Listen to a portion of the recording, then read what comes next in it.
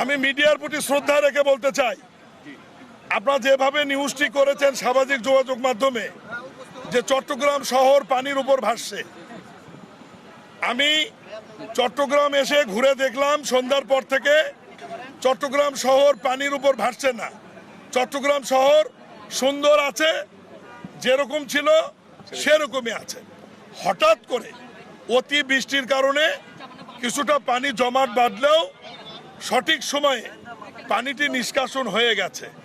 আর এই জায়গাটি প্রবর্তনা না কি বলে এটা, প্রবর্তনার এখানে প্রবর্তকের মোড়ের এখানে 60 কিলোমিটার আয়তনের একটি সিটি কর্পোরেশন।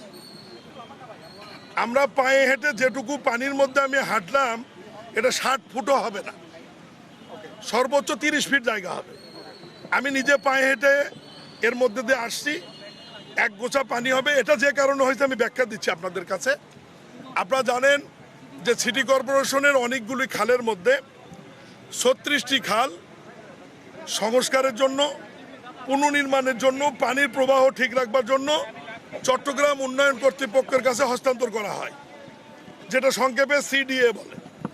চট্টগ্রাম উন্নয়ন কর্তৃপক্ষের ইঞ্জিনিয়ারিং ম্যান পাওয়ারের ঘাটতি থাকার কারণে তারা 2016 সালে যে প্রকল্পটি নেয় 19 সাল মেয়াদি, তারা সেনাবাহিনীর ইঞ্জিনিয়ারিং কোরের মাধ্যমে এই কাজটি বাস্তবায়ন শুরু করে। 19 সালে সমাপ্ত না হয় এটা টাইম বর্ধিত হয়ে 22 সাল হয়, 22 সালে সমাপ্ত না হয় এটি 24 সাল হয়, 24 সালেও সমাপ্ত না হয় এটি 26 সাল পর্যন্ত বর্ধিত করা হয়েছে। এবং সময়ে সময়ে টাকার পরিমাণও বৃদ্ধি পেয়েছে। আমি ওই দিকে আর যাচ্ছি না। এই 36টি খালের মধ্যে আমার কাছে যেটুকু রিপোর্ট রয়েছে 30টি খালের কাজ সম্পূর্ণ হয়েছে। 5টি খালের কাজ এমন পর্যায়ে আছে সেটি খুব একটা পানিকে বিঘ্ন ঘটাবে না। আমরা যে খালের কাছে দাঁড়িয়ে আছি এটি 36টি খালের মধ্যে যে 6টি খালের বাকি আছে তার মধ্যে হিজরা খাল একটি।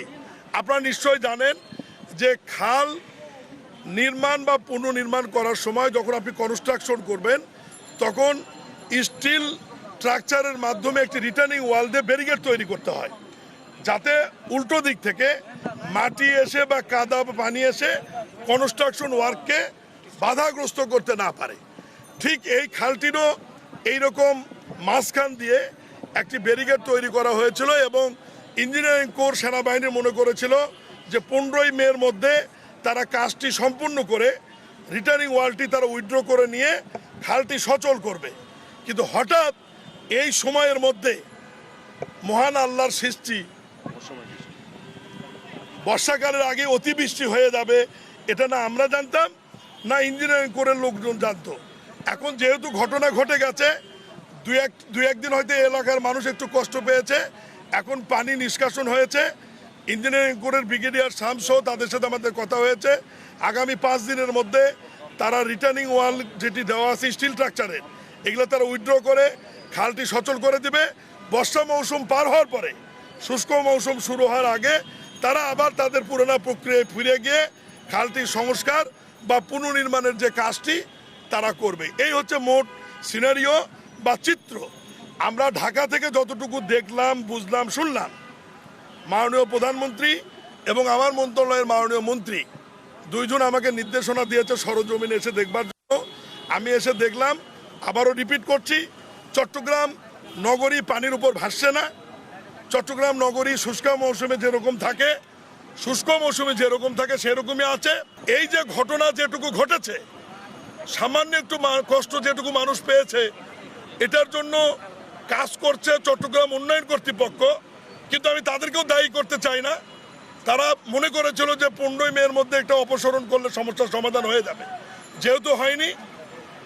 মাননীয় প্রধানমন্ত্রী এই ছোট্ট একটি ঘটনার জন্যে ওনার অনেক বড় মহানুভবতা এবং জনগণের প্রতি দরদ থেকে উনি মহান সংসদে দাঁড়িয়ে উনি চট্টগ্রাম নগরবাসীর কাছে দুঃখ প্রকাশ করেছেন। আমার মনে হয় এরপরে আমি একজন প্রতিমন্ত্রী হিসেবে আমার আর বলার কিছু আছে বলে আমি মনে করি না।